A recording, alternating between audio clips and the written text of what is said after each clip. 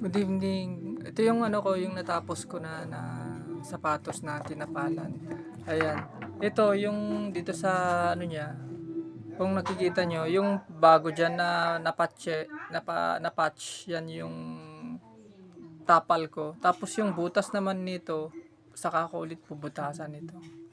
Ayan, ito yung natapalan niya. Tapos binalik din natin yung brand niya, yung tatak niya. Ayan. Ito hindi na kasi pinapalitan ni sir kasi alam mo tatakpan naman daw. Oo nga naman, tatakpan kasi malalagyan ng tali ito. Ayan. Parang bumalik sa dating style niya. Ayan.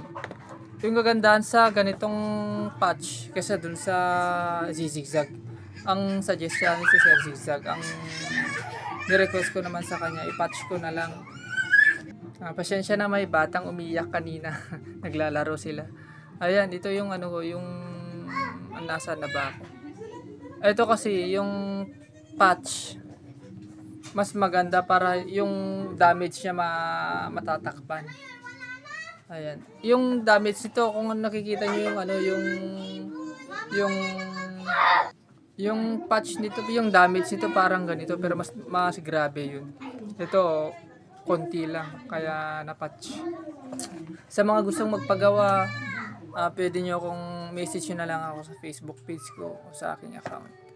At ang inaayos ko, bag, luggage, sombrero, leather jacket, at zipper ng luggage. Ayan.